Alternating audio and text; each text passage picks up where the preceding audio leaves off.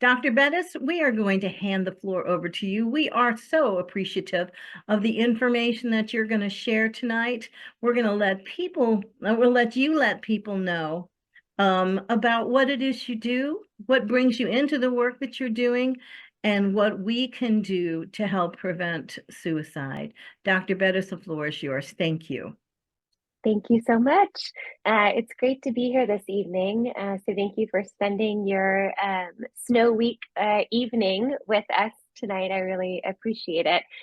So my name is Alex Bettis. I am an assistant professor in the psychiatry department at Vanderbilt Medical Center, and I am a clinical psychologist by training. I've been in the Vanderbilt system for a long time now. I did my undergraduate and graduate training at Vanderbilt, left a few times in between, and now am back on the medical center side.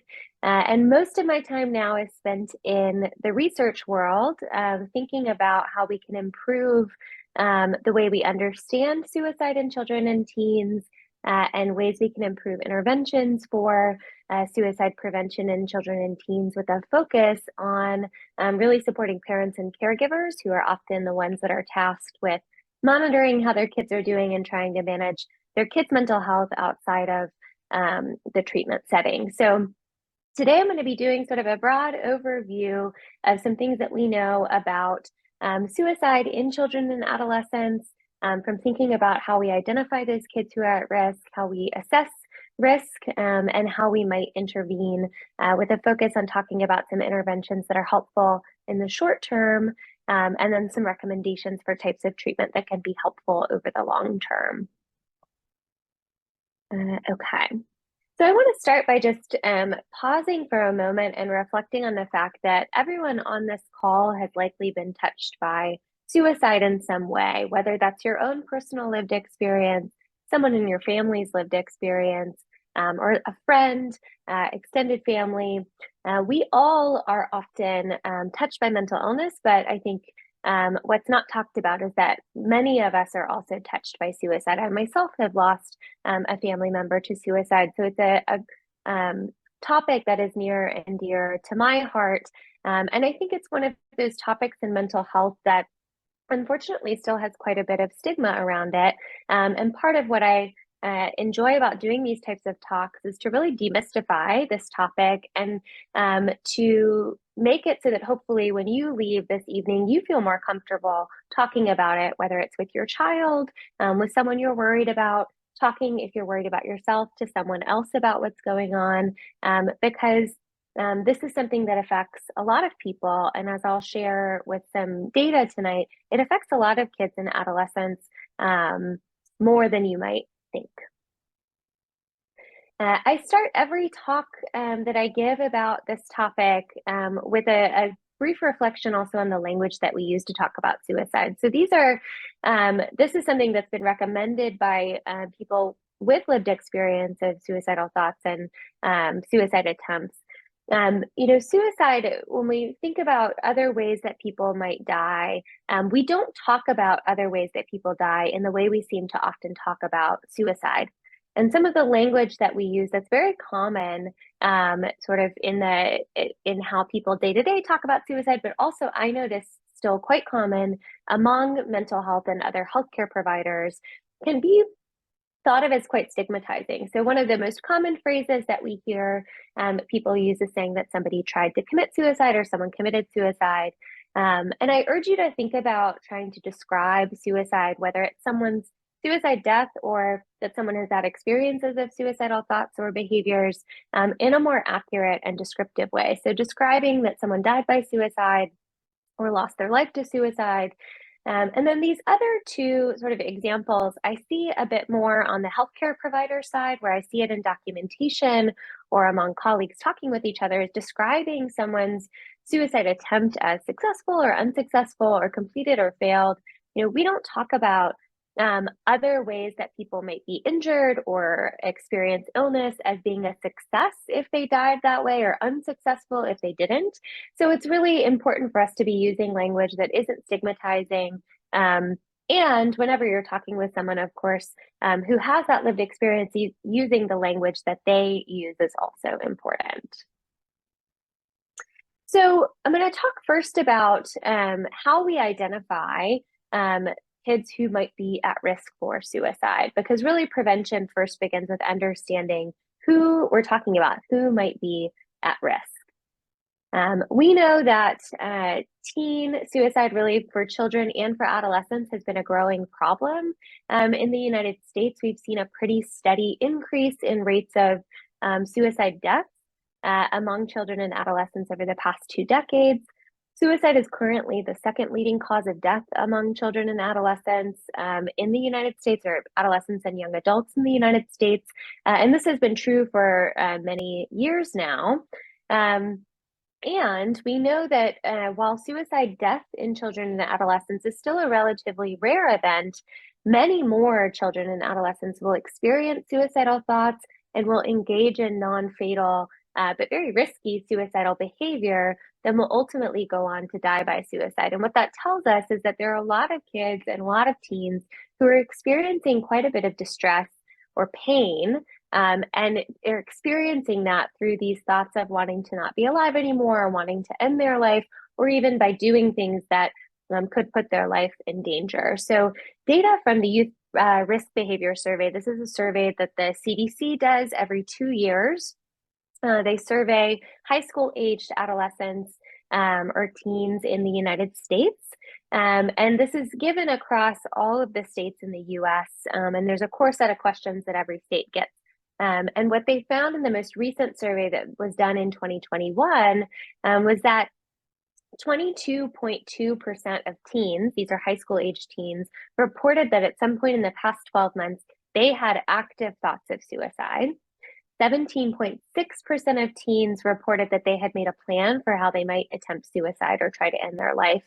And 10.2% of high school age teens reported that at some point in the past year, they had made a suicide attempt. So these numbers are quite staggering. These numbers are an increase from the prior YRBS survey in 2019. And I'm going to talk a little bit now also about some groups that we know are at higher risk among children and adolescents in the United States. So this is, again, data from that YRBS survey broken down by some different demographic characteristics. And here we're looking at data from the question about whether in the past 12 months that teens had seriously considered attempting suicide. So this is having active thoughts about suicide.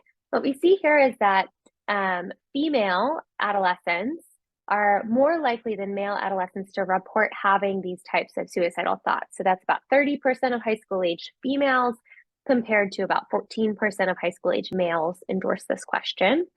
We see a fairly even distribution across race and ethnicity in this age group. And we see a notable difference when we look at adolescent sexual identity. So in this survey, they ask about sexual orientation, both by asking about identity as well as sexual behavior. And in both ways that the question is asked, we see that kids who endorse that they identify as LGBTQ+, or that they have had sexual contact with a same-sex partner are reporting much higher rates of having seriously thought about suicide compared to those who identify as heterosexual. We see a pretty similar pattern among suicidal behavior. So this is the question from that survey about who has made a suicide attempt within the past year. We see that females here, again, are slightly higher than males, although the distinction is not quite as dramatic as it is when we think about suicidal thoughts. And we know actually across the lifespan that males are more likely to make lethal suicide attempts than females, but females are more likely to make non-fatal suicide attempts. Here we see some greater distinctions when we think about race and ethnicity, pretty consistent across the lifespan, but especially in children, adolescents, and young adults. We see that American Indian and Alaska Native youth are at much higher risk for suicide than other racial and ethnic groups. And then again, we see a distinction by sexual identity, sexual orientation, where youth who identify as a sexual minority are at higher risk here for making suicide attempts than are heterosexual youth. I also want to share some data from the Trevor Project. So the Trevor Project does a national survey on LGBTQ+ mental health. every year. And this is a survey that's done sort of adolescents and young adults, and it's all a survey for only people who identify as LGBTQ+. And what they looked at here, this is data from 2020, we see these numbers are even higher than what we get in the YRBS. So from these data, about 40% of LGBTQ+ youth reported that they had seriously considered attempting suicide in the past year, and nearly 50% reported that they had engaged in some sort of self-harm. And about 15% of LGBTQ+ youth in this survey reported that they had made a suicide attempt, so slightly higher than those YRBS numbers. I also want to point out that we see within this group a discrepancy by gender identity. So here in this survey, we see that youth who identified as transgender and non-binary reported even higher rates of suicide attempts as well as thoughts of suicide compared to cisgender LGBTQ+ youth. And what I want to note here is I highlight that these groups are at higher risk. It's not a function of their identity, but it's a function of what we know to be considered minority stress. So it's stress that is specific to having a certain identity where you might be exposed to greater stressors in your environment, in addition to those sort of day-to-day stressors that teens are already experiencing. LGBTQ+ youth, some racial and ethnic minority groups are going to be experiencing also things like discrimination that are adding and compounding to their risk. And so that's part of why we think we see some of these discrepancies among these different groups.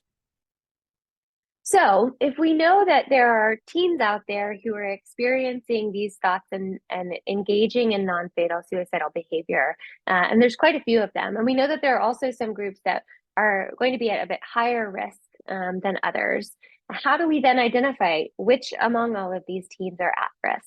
And the answer at its core is quite simple. We need to be asking. It's really, really important that we, if we're worried about somebody, if you're a healthcare provider, if you are a parent, that you get comfortable asking directly about suicide. Asking simply, have you thought about suicide? Have you thought about wanting to end your life? Have you thought about not wanting to be around anymore? And not just asking about thoughts, but also asking about behavior. So have you done something to try to end your life? Have you hurt yourself on purpose? Was some part of you trying to die?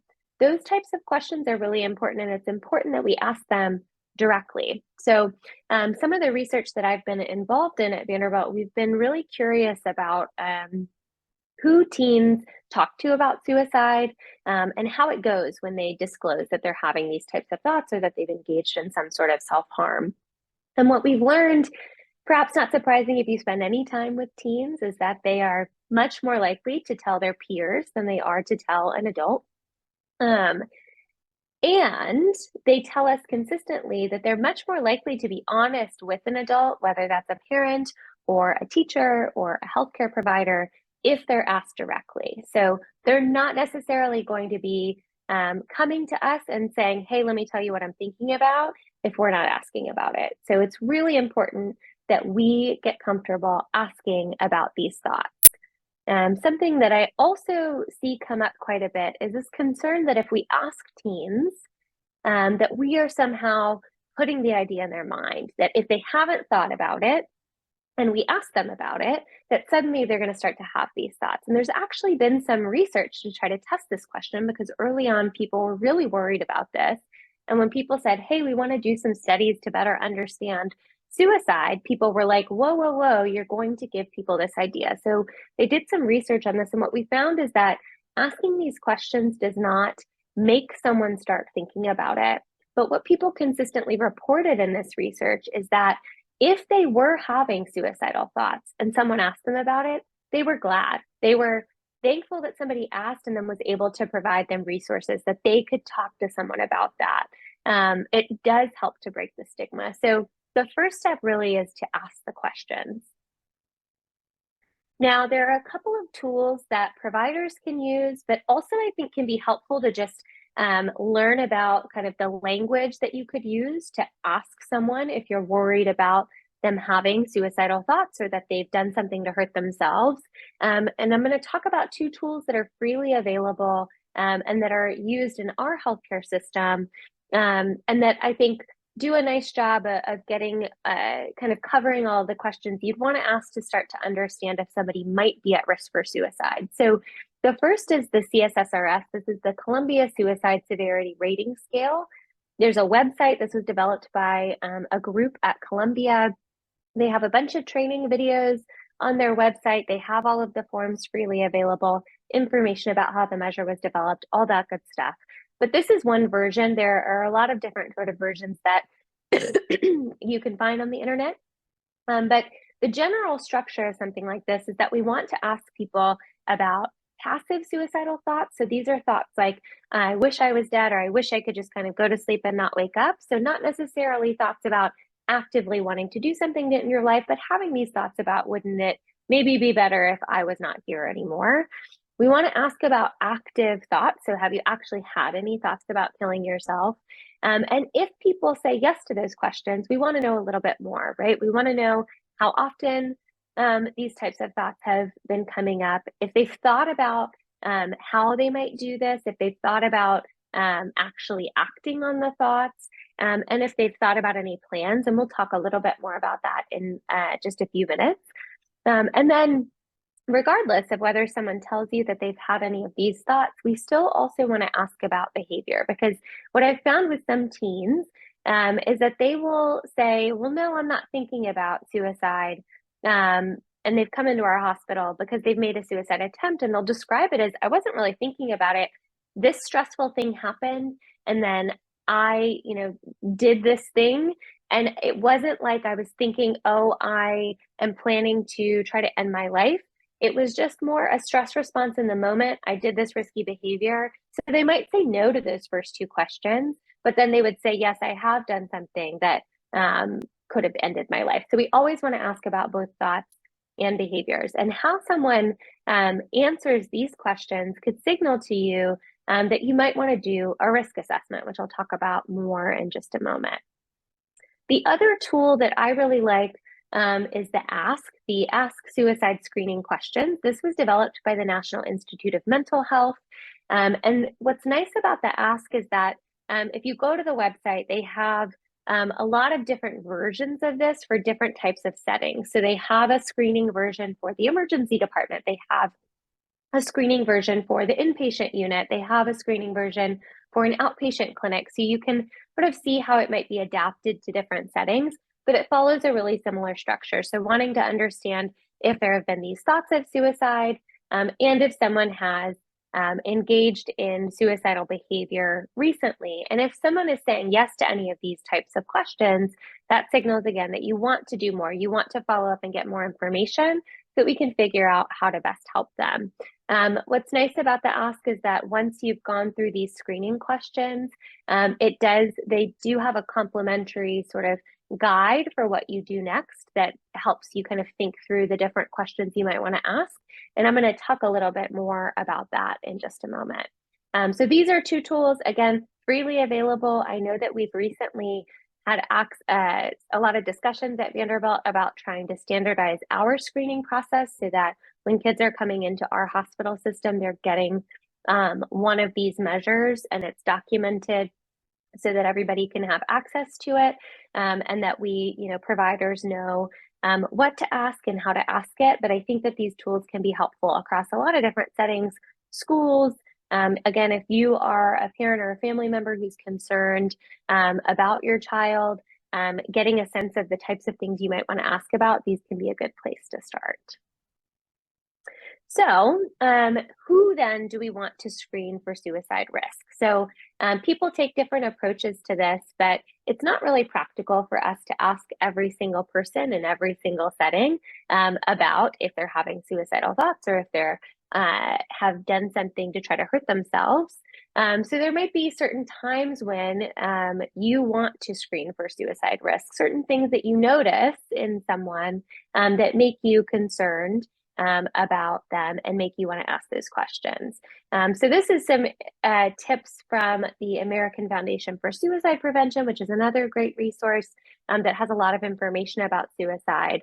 But if someone that you know is talking a lot about suicide, if they're talking about feeling really hopeless, feeling like they're a burden to other people, feeling trapped, like they want to sort of escape, or feeling like life is unbearable. These are signs that somebody might be thinking about suicide, might be thinking about wanting to end their life, and it might be worth checking in on them and asking them about it. This is certainly true for healthcare providers, but this is also true for people in the community. If someone you care about or know is starting to talk like that, there's a likelihood that they've started to think about, well, maybe it would be better off if I wasn't here anymore, or maybe I should do something to end my life. So we want to pay attention to those things, because that might be the time to ask someone about it.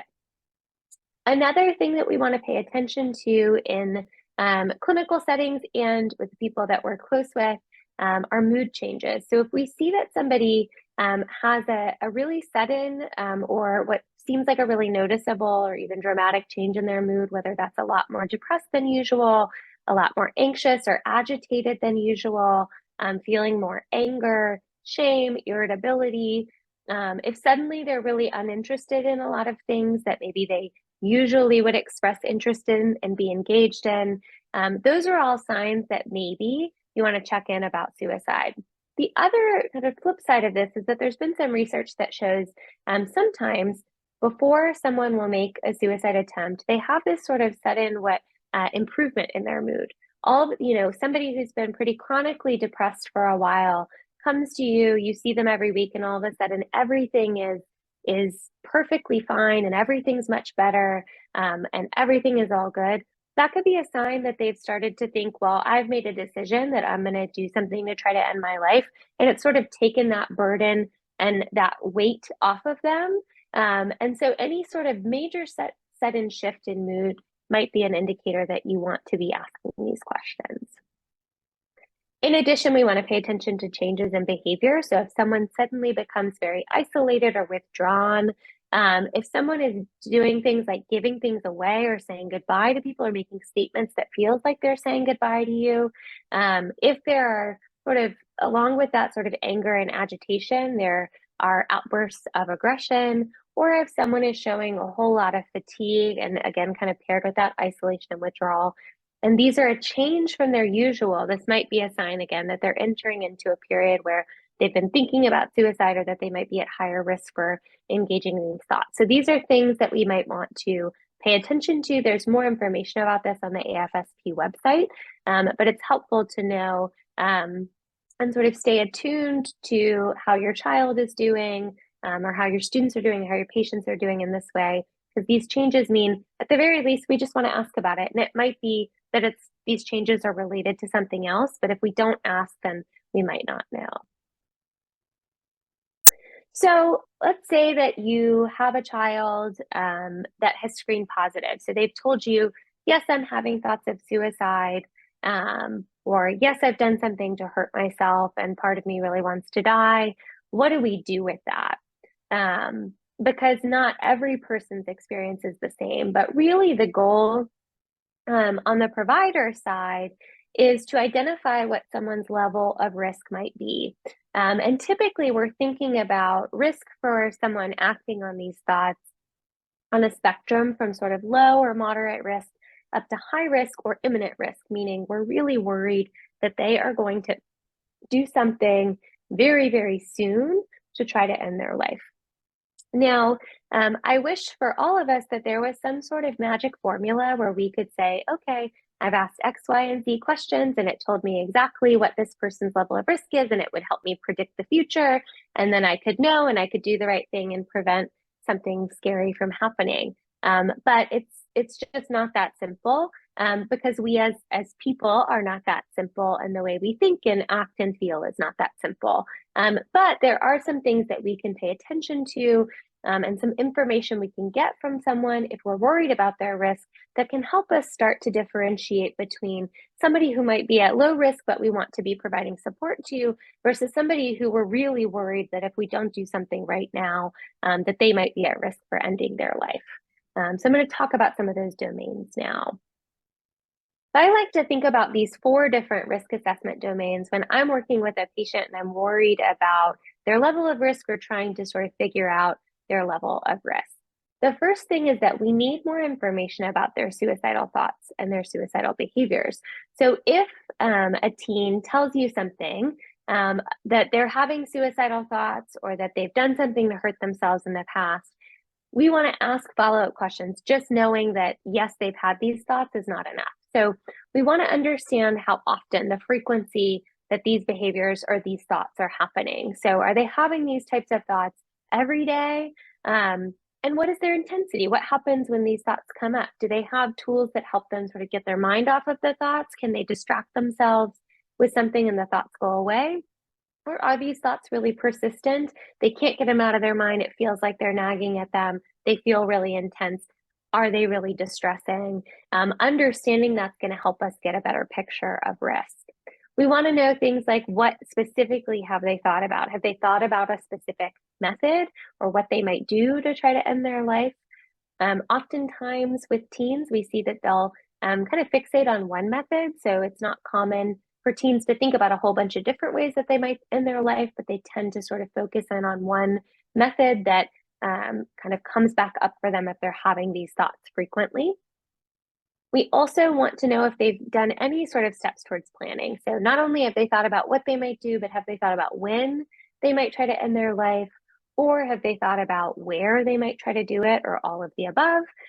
For some teens, that's as simple as, I thought that someday after school when I knew my parent was at work, I was going to do it. That we would consider some level of planning, because they've really thought about, maybe they didn't pick a specific day, but they thought about where they might do it and a general when. For other kids, they really haven't thought about a plan. It's really more of kind of a reaction to a stressful event. And we'll talk about some sort of the context and relevant risk factors in a moment. We also want to know their level of intent. So is this something that they would say, yeah, I'm thinking about really doing this? Or for some people, it's, I think about this a lot, but it's really not something I would ever do. All of that information is really helpful for us to understand sort of what that picture is like. What is that experience like for teens when they're having these thoughts? Then we want to understand different relevant risk factors. And I think what's a challenge here is that there are a lot of different things that can potentially increase someone's risk when they're having suicidal thoughts. And these are things that are related to a lot of different types of mental health challenges that people experience. So it's not specific to suicide, but it is helpful for us to know. So having any sort of mental health history can sometimes increase risk for suicide. If someone is actively using substances, that can also increase risk because we might lose inhibition. It might increase the likelihood that under the influence of a substance, someone might be more likely to make an impulsive and risky decision. If there have been recent life stressors, so there's been quite a bit of research in adolescents that has shown that, in particular, interpersonal stressful events tend to be very closely tied to suicidal behavior or suicide attempts. So they did some studies where they interviewed teens who had been admitted to a psychiatric hospital after a suicide attempt, and they asked them about the week before they came into the hospital, sort of getting a catalog of different things that had happened to try to understand, were there any themes around what might precipitate a teen engaging in a suicide attempt. And what they found was that it was very common for teens to say that they had had some sort of acute interpersonal stressful event, whether that was a fight with a family member or a friend, an end of a friendship, a breakup, that happened within 48 hours of making that suicide attempt. So any sort of major life stressor, but especially for teens, those interpersonal stressors are especially important. When we think about teens and their life experiences, you might say, okay, I'm an adult and we've all been through a breakup or we've all had a fight with a friend, and that's okay. But when you're a teen, that could be one of the biggest things that's ever happened to you in that moment. And your perspective is, this is like the worst thing that could happen because they're teens. So it's important to remember that those things might not feel that stressful to us, can be experienced as really, really stressful to teens. We'll also talk about in a little bit in the intervention section, but having access to the things that can hurt you is going to increase your risk. and any history of self-harm, specifically non-suicidal self-injury. So engaging in self-harm with no intention to die, or what is called NSSI, a history of that has been linked to future suicide attempts. It's also helpful for us to understand the context surrounding their risks. So we want to understand things like, what is triggering those suicidal thoughts? What's happening when those thoughts are coming up? Are they persistent all the time? Or is it that when I get into an argument with my parent because we're disagreeing about this specific thing that I want to do, or this friend I want to hang out with, that's when I tend to get stressed and have these thoughts. Or when I have a test coming up in math class, that's very stressful, and I start to have these types of thoughts. We want to know if there's any sort of context that can help us understand that risk.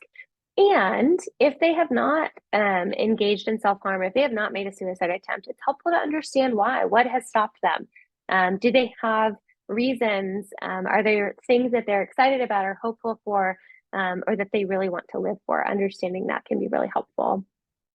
And then relevant protective factors. So we know that there are things that can be really helpful to someone who might be experiencing a suicidal crisis. So having social supports in place that are accessible, having different sorts of coping skills to feel like you can manage when things are stressful, to feel like you have tools in your toolbox that help you when you feel really distressed is important. Having teens who are in school, or for adults who are employed, that tends to be a protective factor. And then being able to identify reasons for living, which we'll talk a little bit about in the intervention section, can be protective. So all of these things together are going to help us make this calculation. And ultimately, what we're trying to understand in that moment, if somebody has shared that they're having suicidal thoughts, is what does this child need right now to stay safe? And that's really our job as clinical providers, to understand, can this child go home? Do they have what they need in place to be able to go home and still be safe? And we can get whatever we need to get in place over the next few days or weeks, because we know they're going to be safe right now, or we feel pretty confident that they're going to be safe. Or in some cases, the answer is what they need right now is to be in an environment that's more restrictive, unfortunately, and sometimes that means hospitalization. I think as a clinical provider, my goal is to keep kids out of the hospital and in the lowest level of care possible, because going into an inpatient psychiatric hospital can be really scary and stressful and difficult. So really our job in asking all of these questions and getting all of this information is to really have a sense of what do we need to do so that we can reasonably assume that this kid is going to be safe over the short term until we get additional supports in place. Some things that I think are helpful to remember when we're trying to do a risk assessment or understand someone's level of risk is that if you're going to ask the question, you really have to be prepared to respond. So if you're going to ask the question, somebody might say yes. So you need to be ready if somebody does say yes to be able to ask those follow-up questions, to spend the time that's needed to be able to provide that support. If you can't do that, and you ask the question and then you don't have time to do the rest, you could unintentionally be doing harm. It's important that we ask these questions in a matter-of-fact way. We want to be empathetic and compassionate, but we don't want kids to think that we're kind of tiptoeing around it, that we're afraid to ask these questions, or that there's something wrong with talking about it, or that there's something wrong with having these thoughts, because there's nothing wrong with that.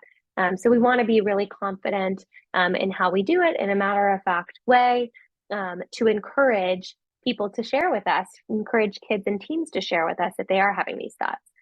I've been asked, there's the screening questions now, at least in the Vanderbilt system, that you get at your primary care visit every year, the PHQ-2, where they're asking about depressive symptoms. And I remember the first time I got asked that question, the provider said to me, "You're not depressed, right?" If I had been depressed and been looking for support in that moment, and they said, "You're not depressed, right?" I wouldn't have wanted to say yes, because I would have been like, "Oh no, I shouldn't be depressed," right? Like, the way you ask that question assumes that the answer should be no. And we want to be really careful not to do that. We want to also be careful not to assume that just because somebody appears to be doing well, that they couldn't also be having these types of thoughts. So of course we want to display to kids that we care and that we take this seriously, but we're not afraid to ask these questions. And whenever possible, I know this can be really difficult, but we want to take our time. We don't want to rush through these things if we don't have to. We really want to give these questions and this discussion the space and time that it deserves. On the clinical side of things, if I know I'm going to be screening for suicide risk, I do try to do that at the front end of my visit so that should something come up, I'm not rushed. It's not like the last 5 minutes of a session and then we got to get out the door, because people will feel it if you're rushed in asking these questions. Okay, so with the second half of the talk, really, I want to talk about interventions to prevent suicide and to reduce risk. When I think about levels of intervention and prevention for suicide, it's not an individual problem alone. It's not a family problem alone. There needs to be shifts really at all levels. We need to have population level interventions. We need to have community level interventions, as well as family and individual approaches. All of these things are important. As a mental health provider, the two areas where we focus our time and energy generally is on the individual and the family side. So I'm going to be talking about those interventions, but I do think that as a community, we have to take a holistic approach to sort of improving the quality of life for people, I think, broadly, to make a real impact in suicide prevention, in addition to having some of these individual and family focused interventions that I'll talk about today. So the first intervention I want to talk about is one of the sort of frontline interventions that I think is really helpful for everyone to be aware of, for all providers to be trained in how to do. And this is called lethal means restriction.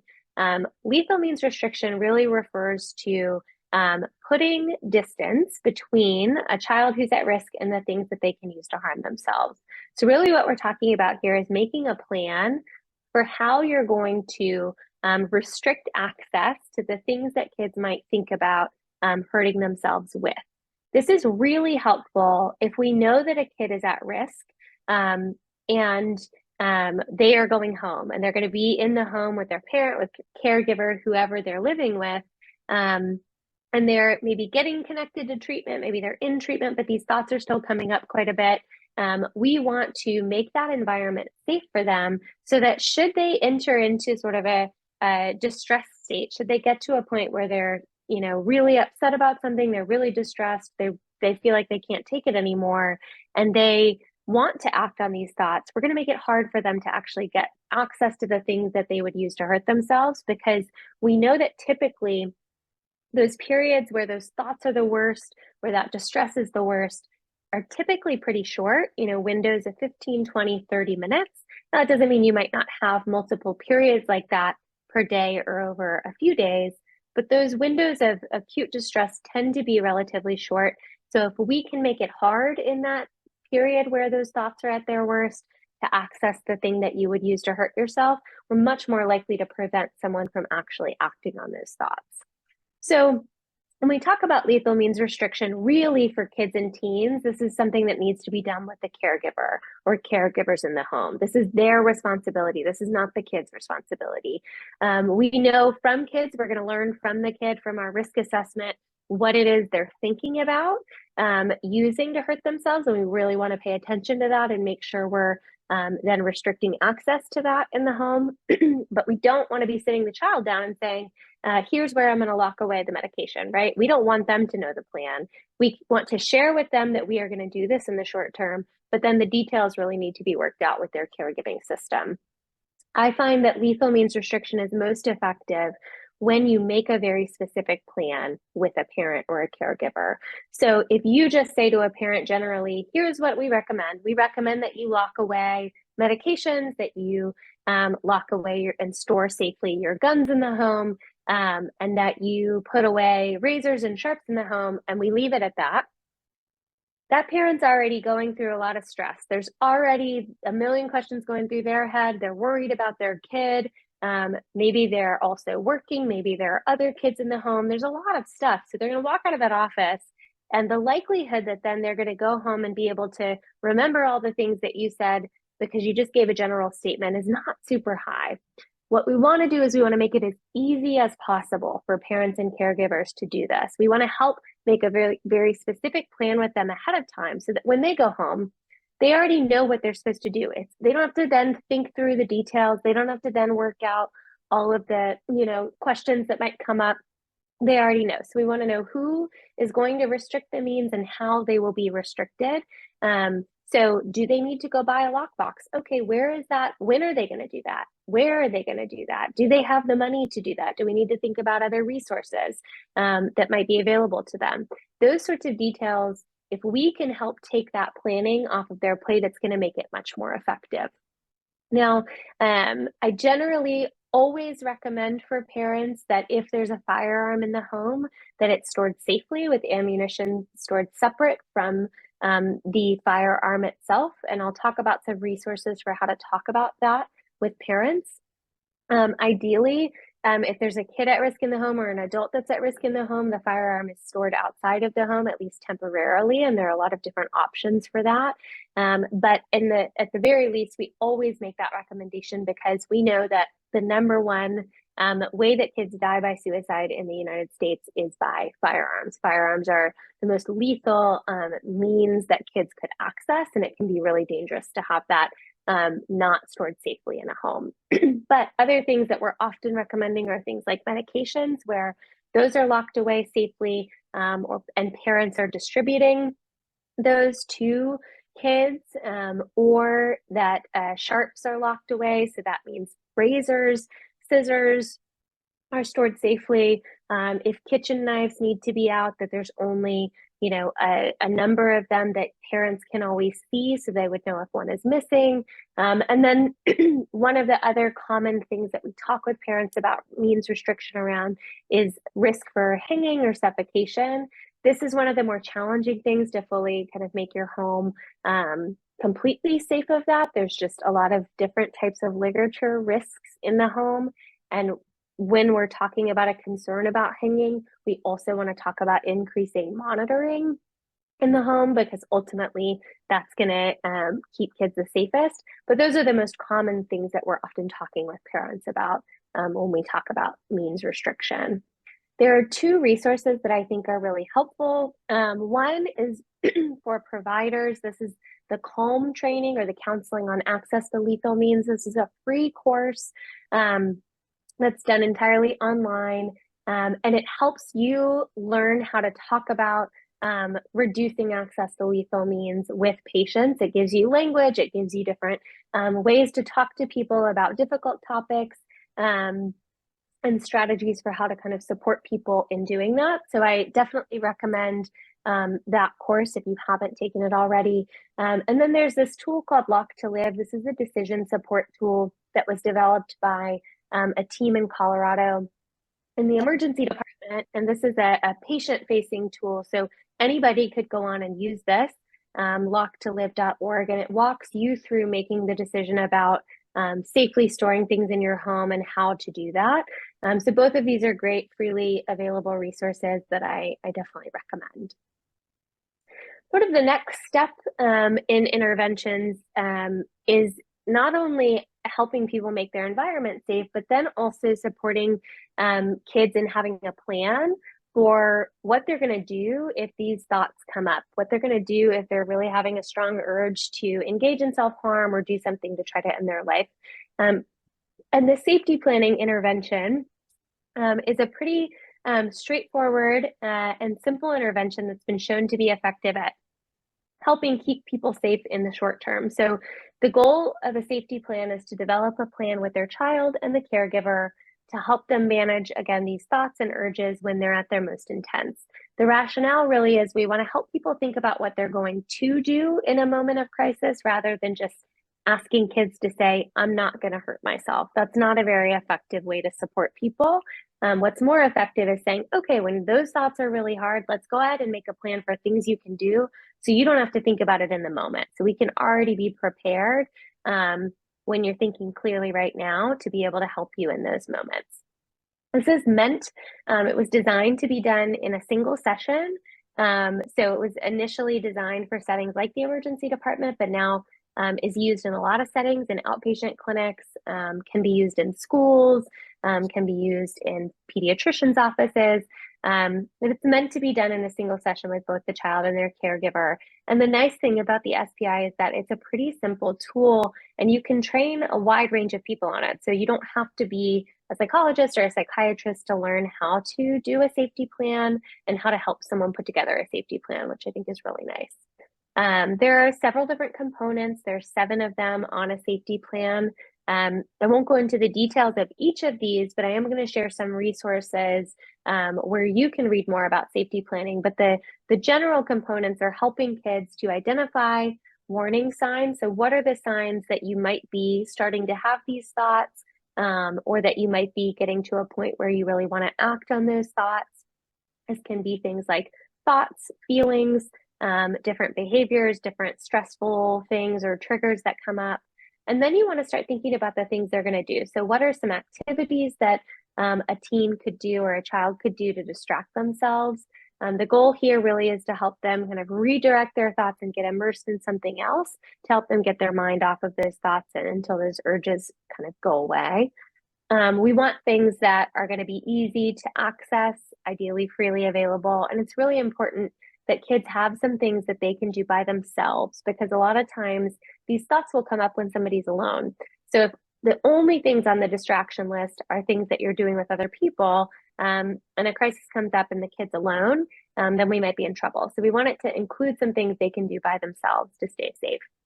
We also want to think about different people, the people that can help them distract themselves, the people that make them laugh, make them smile. They don't necessarily have to share that they're going through a hard time, but that they enjoy interacting with and that tend to help them feel good. But then we also want them to identify some people that they can reach out to for support. And for kids, we really ideally want at least one adult on this list. It doesn't have to be a parent. So it could be a coach, a teacher, a counselor, an aunt or an uncle, a cousin, somebody that they trust, that they can easily access. So you don't want it to be like an aunt that they see once a year and talk to once a year. That's not who we want in a safety plan, but an adult that they would trust reaching out to say, hey, I need some support. Can you help me here?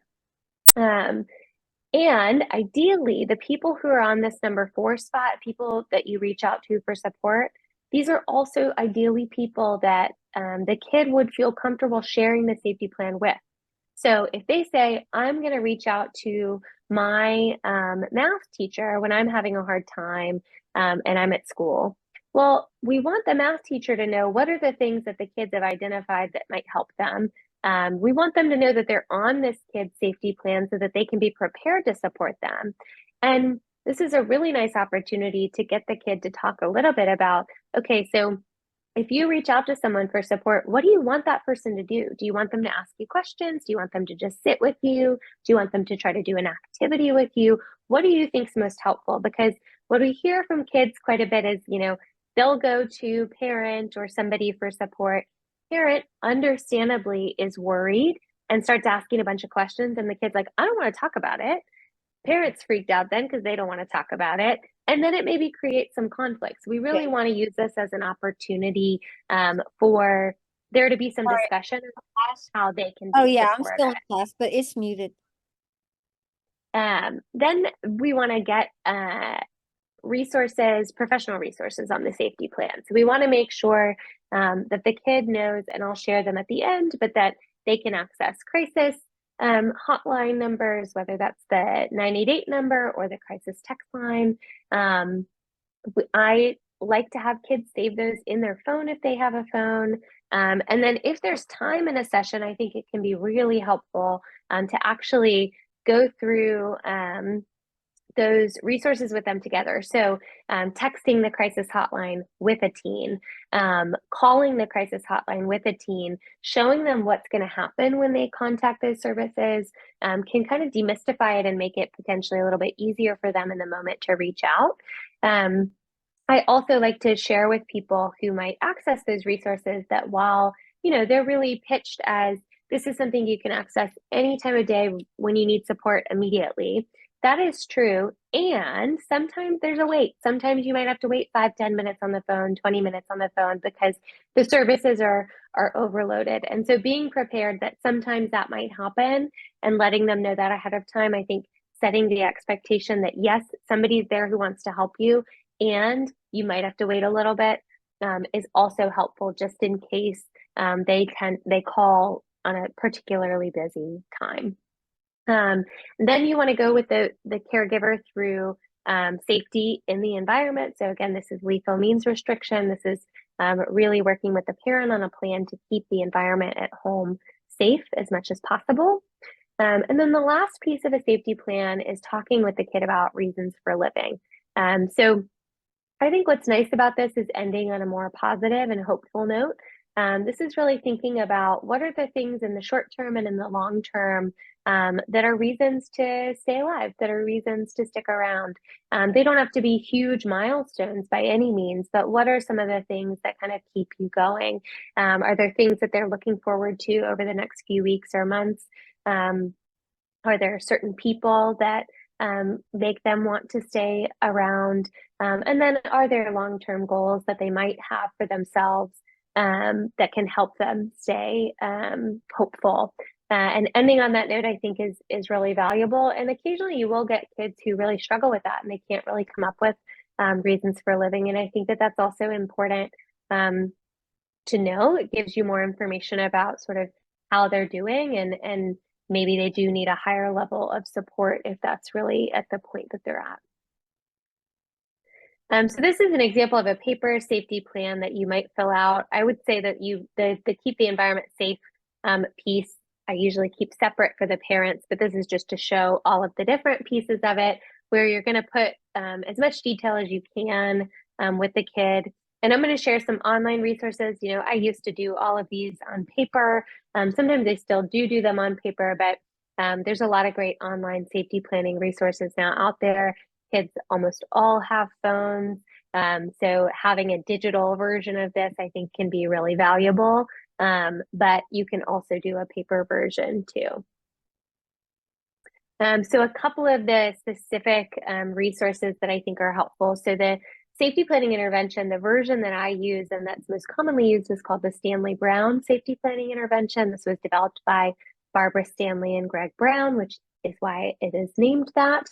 They have a website, suicidesafetyplan.com, where they have a version of their safety plan that you can download. They have some training videos. They have different sort of resources and background about the Stanley Brown intervention, which is really great. If you're a Vanderbilt provider, we also now have access to the Stanley Brown safety plan in Epic. So there's now a form that providers can fill out. And what's nice about that is that if someone completes a safety plan in one of our medical settings, let's say they do a safety plan in the inpatient unit, it gets recorded in the chart, and then the kid is seen in our outpatient clinic. Our outpatient providers can see that safety plan, can update it. So it's not that the kid has to start from scratch if they're in our system, and it can be referenced across different clinics. So that is a really nice upgrade over the past year, so that, you know, kids aren't discharging from one setting and then having to recreate the same safety plan over and over again. There are a couple of app-based tools that also are really helpful for safety planning. So this one is an older app that is not like the most visually exciting or you know, fancy, but it's really a good app, I think. It's free. It's called the Virtual Hope Box. I think it was developed by the VA. And what is nice about this is that there are a couple of different things that are different components of a safety plan, even though it's not called a safety plan. So the distract me aspect, you can go in and like play little games. Inspire me is like inspirational quotes that it can give you. The coping tools aspect is what I like the best. You can actually create coping cards in here. So you can work with a kid on whatever the problem area is, whether it's suicide related or not, and say, here's what the problem is. Here's how I know that I'm having that type of problem. Here's what I'm feeling or thinking. And then here are the things that I can do to try to feel better. And then there are also some guided relaxation exercises in here. It's an entirely free app, and I think it's a really good one. There's also a safety plan specific app, so suicideSafetyPlan.app. You can get it in the App Store for whatever type of phone you have. And in this, you can make a safety plan that's very similar to the one that I described and keep it on your phone in that app, which is nice. There's also a tool that providers can use. So this is the Suicide Safe app. This was developed by SAMHSA, and it's for providers, and it gives a guide and some kind of tips for how to create safety plans with patients. So let's say it's been a little while since you've done a safety plan, but you have a patient where you need to do that. You can have this app on your phone, and it gives you a quick refresher. It also gives you some language you can use to talk about suicide and suicide-related safety with patients if it's not something that you're used to doing, regularly. And it gives some examples as well to get you familiar with it. So I think it's a really nice sort of handy thing to have if you're not somebody who's necessarily working with patients who are experiencing suicidal thoughts and behaviors all that often. And then the last sort of safety planning resource I want to highlight is an online one. This one I think is my favorite, create your own safety plan sort of thing. It's called mysafetyplan.org. You can go on, if you click Let's Make a Plan, it walks you through the different steps of the safety plan. You type it in, you can type it in for yourself or for someone else. They have it in English and available in Spanish. And at the end, it gives you your completed safety plan. You can text it to yourself, you can email it to yourself or to someone else. And it's a really nice platform and way to have that sort of digital safety plan. You could do it with a patient and email it to yourself and to the patient. I think it's just a really nice layout. So I definitely recommend mysafetyplan.org. Okay, so then the last piece that I wanted to talk about when it comes to interventions is what happens after this acute crisis intervention. So, when we think about safety planning, really that's designed for in the moment. You have someone in front of you and you're really worried about their safety. Maybe you want to be able to send them home with their parent, but you want to make sure there's a plan in place until you can get them connected to the type of care that they need. So you make a safety plan, and that safety plan can be updated over time, but really it's meant to be this short-term support, but it's not meant to replace long-term care to help someone learn how to manage suicidal thoughts and to help someone kind of get through periods where maybe those thoughts are really strong or they're really seriously considering suicide. Then we want to think about, okay, but what are the things then we would recommend for treatment? What are the outpatient level treatments that we might want someone to get, a teen to get, if they're struggling with suicidal thoughts and or behaviors? So a recent review kind of went through all of the evidence that we have from different sort of randomized trials, looking at what is the evidence that different types of therapies work to help reduce suicidal thoughts, to help prevent suicidal behavior, or to reduce self-harm. And these are the four therapies that have at least some evidence behind them. I put an asterisk next to this first one. So dialectical behavior therapy, or DBT, for adolescents has the strongest and the most consistent evidence behind it that it is effective for supporting youth who have suicidal thoughts and or have engaged in suicidal behavior.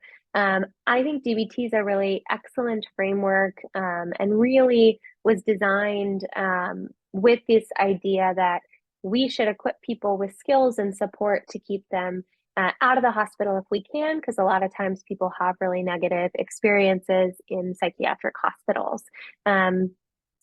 I love DBT. One of the challenges of it is that it is very intensive. So a typical full model DBT treatment, as they call it, for an adolescent would include weekly individual therapy, weekly multifamily therapy groups. So that's a group where caregivers and the teen are attending a 2-hour group every week. Then there's parent support therapy sessions, and then there's 24-hour phone coaching that's available to teens. So it's a very intense level of outpatient support. Typically, you have to commit to a 6 or a 12-month sort of treatment period to be able to do DBT. And it is increasingly being covered by insurance, but sometimes it can be challenging to find a DBT provider that accepts insurance. So it's a great therapy, but it is not the most accessible, I think, at this time, at least. These other three types of therapy have some sort of some evidence behind them as well. So there's cognitive behavioral therapy for suicide prevention. So this is a sort of offshoot of traditional CBT where there's a focus on suicide-related coping and how to build skills specific to those experiences of suicidality. Mentalization-based treatment has some evidence behind it. This is a psychodynamic approach for adolescents that's had at least one trial that shows that it might be effective. And then interpersonal psychotherapy is another approach that has at least one trial that shows that it might be effective for suicide. So if you have someone in your life or you have a patient who you want to get outpatient support, these might be the things that you want to look for and ask for when you're getting treatment. So really, when we're thinking about support for managing suicide risk in kids, we want to do more than just sort of supportive psychotherapy. We want something that is skills-based. And one thing that's really a commonality across all of these treatments for children and adolescents is that they include a family component. So if you are a caregiver who has a child who's struggling with suicidal thoughts or has engaged in self-harm, you really should be involved to some degree in their treatment, and that should be on the provider. The provider should be incorporating you into that treatment, giving you skills for how to support your child, and engaging you as well as your child in that treatment. All of these evidence-based approaches have a family component, and they all focus on some sort of skill building. So we really want to be equipping kids with skills to manage the stress in their day-to-day lives and to manage when these thoughts come up, because we can't guarantee that the thoughts are going to go away, and for many people they don't, but we can help people learn skills to be able to manage when those thoughts do come up. So these are things that I would look for if you are looking to refer someone to treatment or you're looking for treatment yourself. And you can always ask a provider what it is that kind of what treatment modality are they working from, what framework are they working from, if you're not sure what kind of care you're getting. I'm going to end with some resources, but I like to end on this slide too. I think it's important to know that we've got quite a bit of work to do. So as someone who mostly spends their time on the research side of things, suicide research has been gaining, I think, in recognition as something that's really needed, and we're getting more and more funding to do it, which is really important.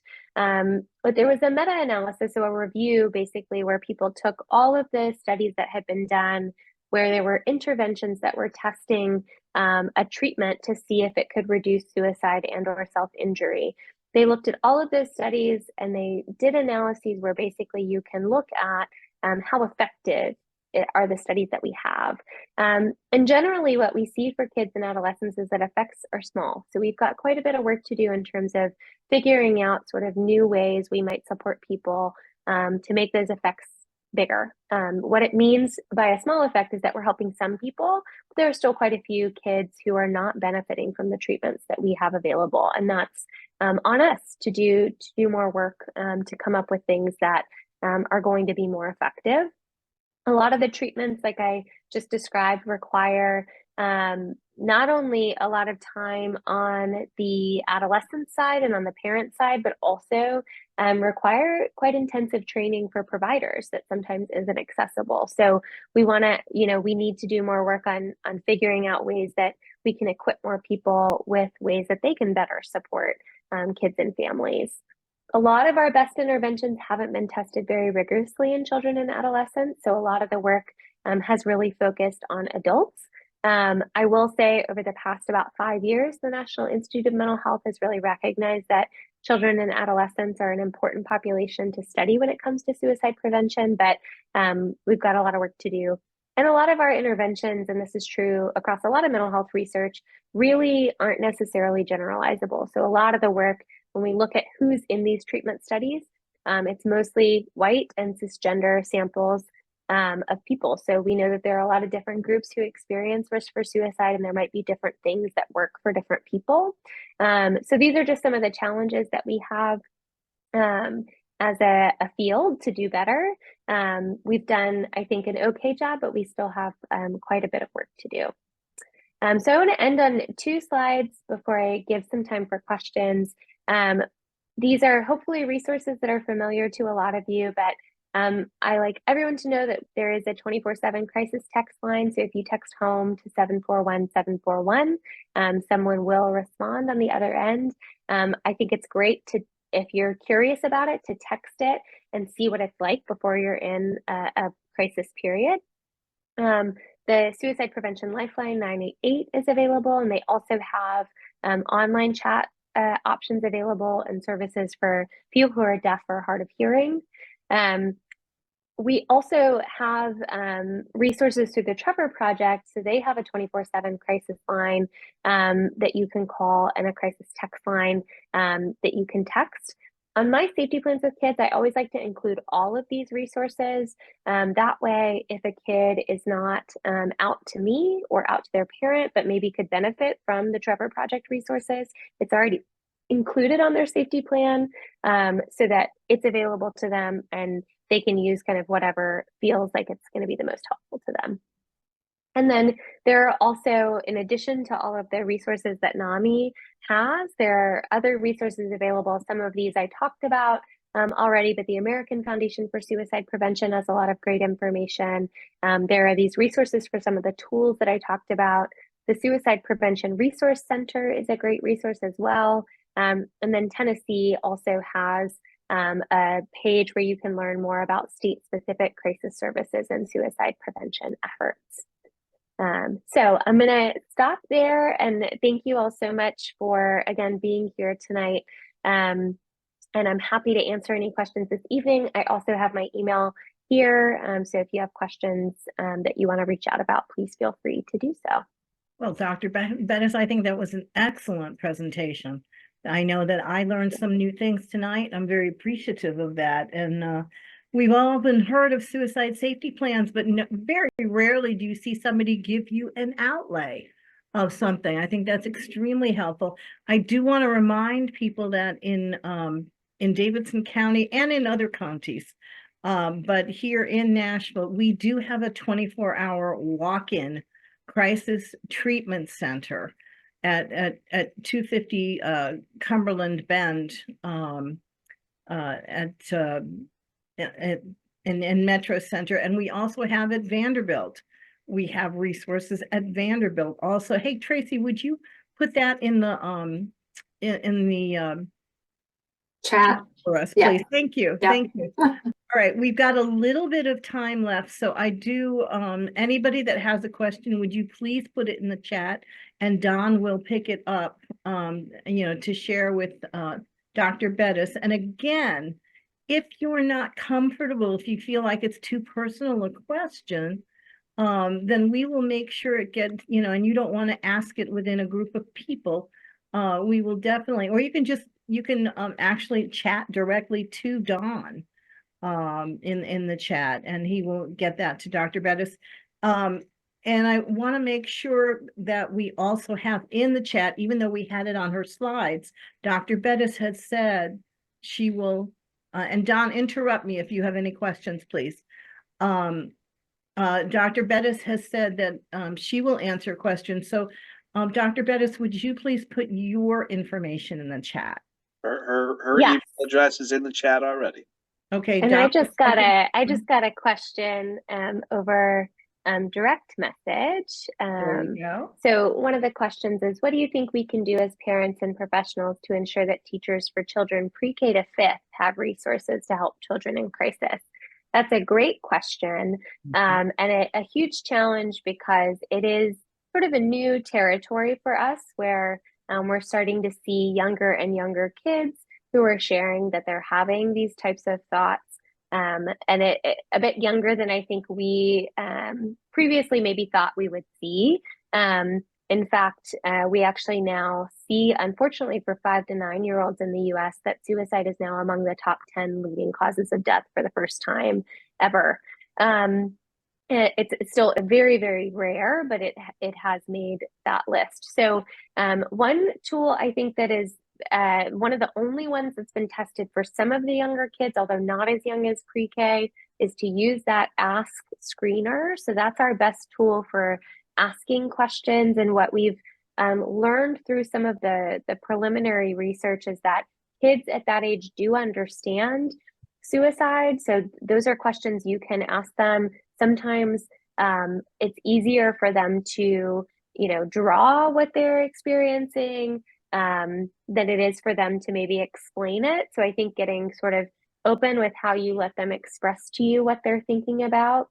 But for those kids, we don't have a lot of research that safety planning has been tested in those kids, but I think there's still is value to safety planning with them, but that's going to involve a lot more with the parents. So giving parents tools, okay, when you see that your kid is really in distress, what are some things that you can do as a parent to help model for them how to regulate their emotions and calm down in the moment? How can you help them distract rather than expecting the kid to be able to do that at that age on their own?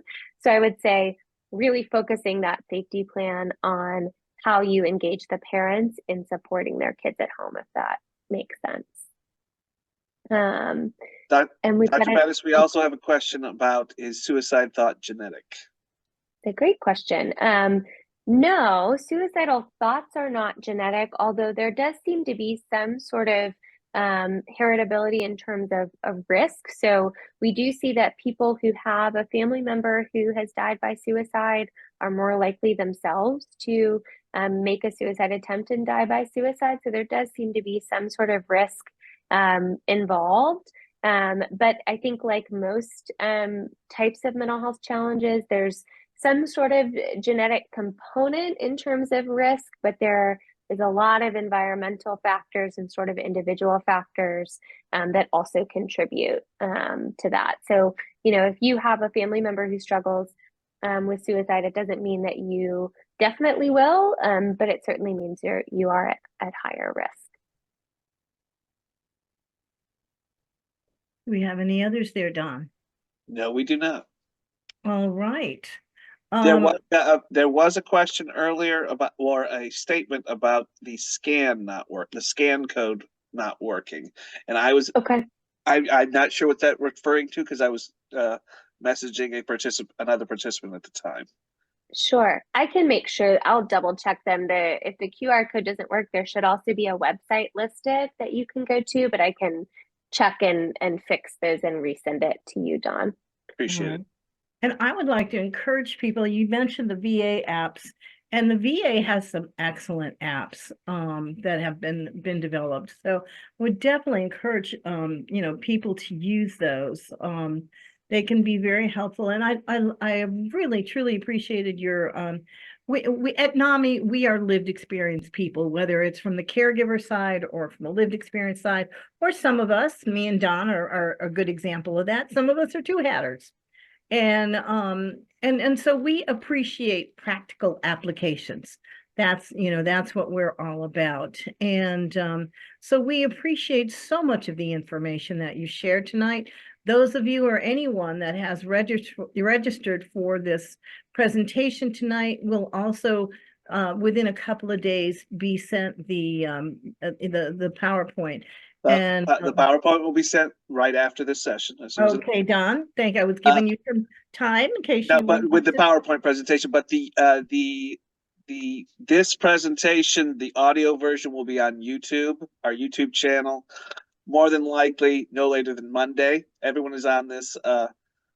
Everyone who's registered is on my email list. I will be attempting to put it on later in the week, but I have all day training tomorrow, so I don't want to make any promises. But in my Monday email, I will have a section that mentions this and the link to our playlists and YouTube channel.